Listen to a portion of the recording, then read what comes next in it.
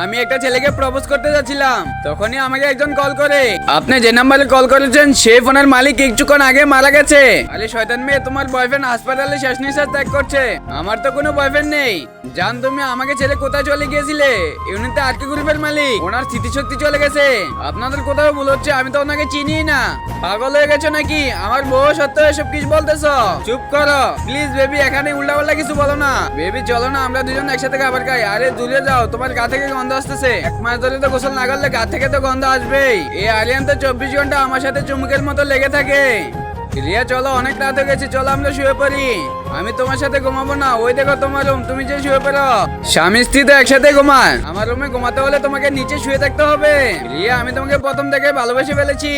কেন জানি আরিয়ানের প্রতি আমার ভালো লাগা শুরু হয়। তুমি আগে এখানে বসো, তারপর কি হয়েছিল এটা দেখার আগে যদি তুমি তোমার মা বাবাকে ভালোবাসে থাকো তাহলে ভিডিওতে লাইক দিয়ে সাদা কালার সাবস্ক্রাইব বাটনে চাপ দিয়ে ধরে রাখো। আর যদি তুমি লাইক সাবস্ক্রাইব না করো, আমি ভাববো তুমি তোমার মা বাবাকে ভালোই বাসো না। কমেন্টে বলে যাও আই লাভ ইউ মা বাবা। এখন তোমার অ্যাসিস্ট্যান্টকে এখান থেকে যেতে বলো। এই মেয়ে, তুমি আরিয়ানের কাছ থেকে অনেক দূরে থাকো, কারণ আরিয়ানকে আমি একমাত্র ভালোবাসি। আর আরিয়ান শুধুই আমার আর রিয়ার বিয়ে হচ্ছে, তোমাকে অবশ্যই দাওয়াত দেবো আমাদের বিয়েতে। বন্ধুরা, আমাদের বিয়ের পর দেখতে চাইলে অবশ্যই কমেন্টে জানাবে।